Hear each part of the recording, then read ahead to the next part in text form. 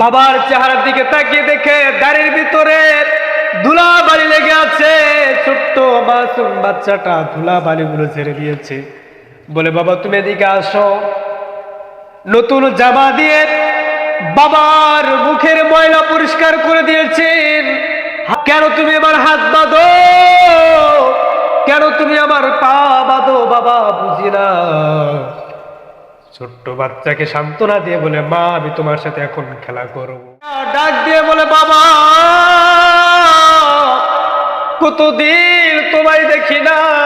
মেয়েটি দৌড়িয়ে তার বাবার কাছে গিয়েছে, বাবাকে বুকের ভিতরে জড়িয়ে ধরে বলছে, বাবা তুমি এতদিন কোথায় ছিলে বাবা? আমি কতদিন তোমার কথা আমার মার কাছে শুনেছি গো বাবা। তোমার কি একটু দয়া হয় না, মায়া হয় না? আমাকে দেখার জন্য কি তোমার একটু অনুভূতি জাগে না? রাসূল সাল্লাল্লাহু আলাইহি ওয়াসাল্লাম মসজিদে নববীতে বসে সাহাবীদেরকে বললেন, ও আমার সাহাবীরা, তোমরা এখানে যারা বসে আছো, তোমরা যদি একবার মন থেকে কালিমাত তৈয়্যিবা উচ্চারণ করো এবং এর বাক্য অর্থ সব কিছু তোমরা মনে প্রাণে বিশ্বাস করে সে আল্লাহর বিধান যদি তোমরা মেনে নিতে পারো, আল্লাহ পাক রব্বুল আলামিন তোমাদের জীবনের তামাম গুনাহগুলো মাফ করে দেবেন। বলুন সুবহানাল্লাহ। এখন এত সহজ ভাবেই বিষয়টা নিলে হবে না। আমি কালেমা পড়েছি, লা ইলাহা ইল্লাল্লাহু মুহাম্মাদুর রাসূলুল্লাহ। আমি বলেছি আমাদের রব, আমাদের প্রভু, আমাদের মুনিব, আমাদের মালিক আল্লাহ ছাড়া কোনো মাবুদ নাই। হযরত মুহাম্মদ সাল্লাল্লাহু আলাইহি ওয়াসাল্লাম আল্লাহ তাআলা প্রেরিত রাসূল এবং বান্দা। এটা আমরা শুধু মুখে বলেছি, এতটুক বললেই হবে না। কারণ আল্লাহ তাআলা বলছেন, লা ইলাহা ইল্লাল্লাহ। এখানে আল্লাহ ছাড়া অন্য কোনো আইনদাতা নাই, আল্লাহ ছাড়া কোনো বিধানদাতা নাই, আল্লাহ ছাড়া কোনো হুকুমদাতা নাই, আল্লাহ ছাড়া কোনো রিজিকদাতা নাই, আল্লাহ ছাড়া পৃথিবীর কোনো নেতা নেত্রীর কাছে মাথা নত করা যাবে না। ঠিক কিনা ঠিক? এই জন্য কালেমা পড়ছি, শুধু অর্থ একটু বুঝলে হবে না, সম্পূর্ণ অর্থ বুঝতে হবে। আল্লাহ রাসূল সাল্লাল্লাহু আলাইহি সাল্লাম তিনি যখন এইভাবে বক্তৃতা দিচ্ছেন, একজন সাহাবী বললেন, ইয়া রাসূলুল্লাহ, ইয়া হাবিবাল্লাহ, আমিও তো মন থেকে প্রাণ থেকে কালেমা তৈয়্যিবা পড়েছি, আল্লাহ কি আমার গুনাহ মাফ করবে?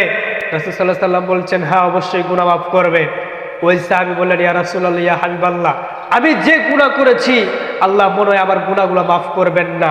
তিনি বললেন, ইয়া রাসূলুল্লাহ, ইয়া হাবিবাল্লাহ, আমি একজন ব্যবসায়ী লোক ছিলাম। আমি ব্যবসা করার জন্য দূর দূরান্ত থেকে প্রবাসে চলে গিয়েছিলাম। আমি যখন চলে যাই তখন আমার স্ত্রী গর্ভবতী। আমার স্ত্রীকে বলেছিলাম, যদি এই সন্তানটা যদি ছেলে হয় তাহলে তুমি তাকে বাঁচিয়ে রাখবা, আর যদি মেয়ে হয় তাকে জীবন্ত অবস্থায় তাকে কবর দিয়ে দিবা, অথবা মাটি দিয়ে চাপা দিয়ে যেভাবে তুমি তাকে অন্য কোথাও ফেলে দিবা।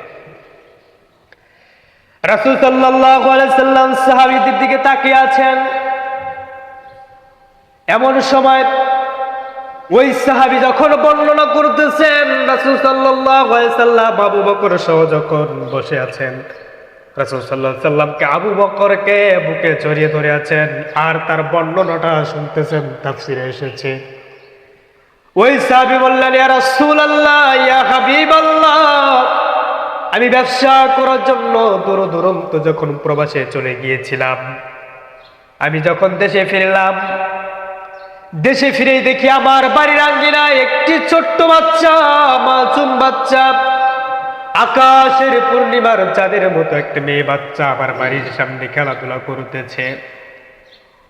আমি বাড়িতে আসার সময় লক্ষ্য করে দেখলাম মেয়েটি আমার দিকে তাকিয়ে আছে।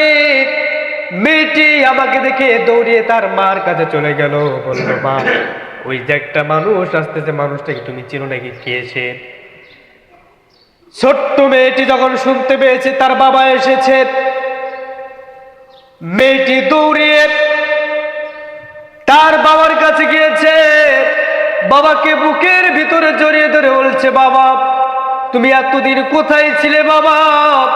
আমি কতদিন তোমার কথা আমার মার কাছে শুনেছি গো বাবা। তোমার কি একটু দয়া হয় না, মায়া হয় না? আমাকে দেখার জন্য কি তোমার একটু অনুভূতি জাগে না?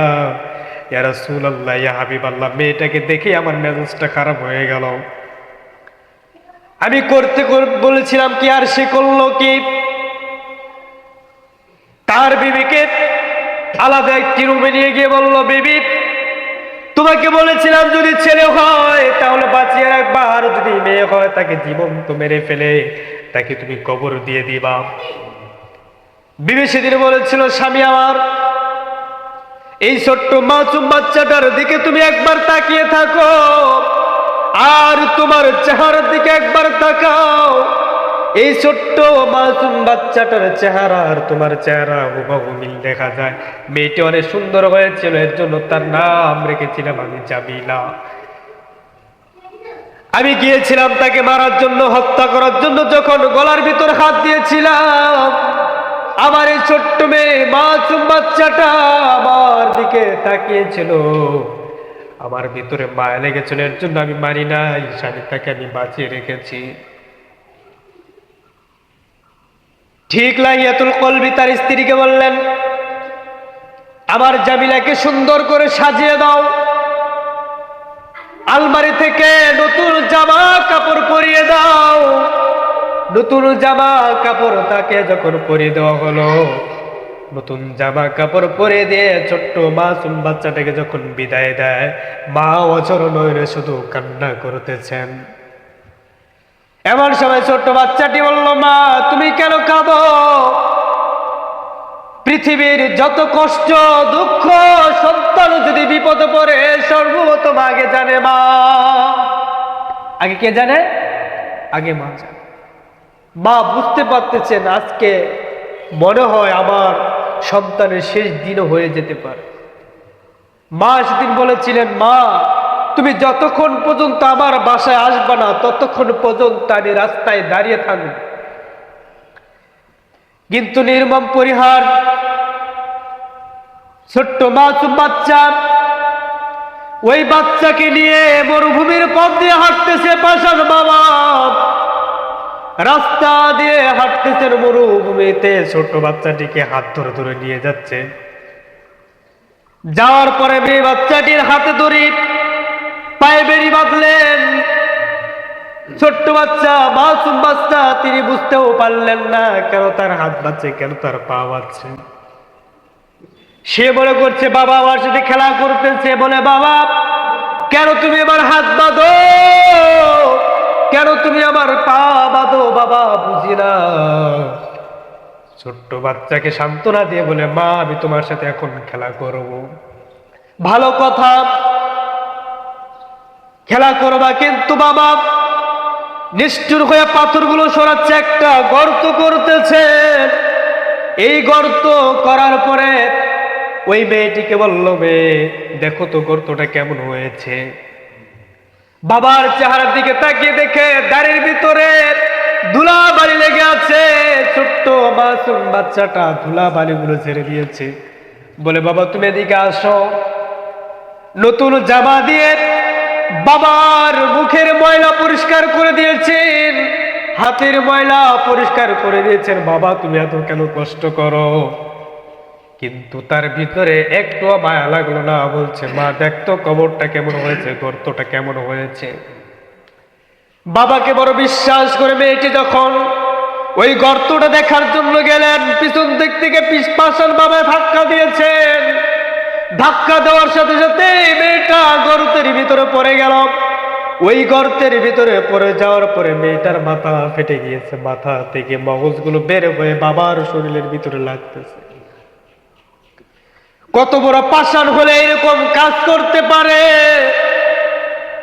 মেয়েটা বেহুশ হয়ে পড়ে গেছে। কিছুক্ষণ পর মেয়েটা ডাক দিয়ে বলে, বাবা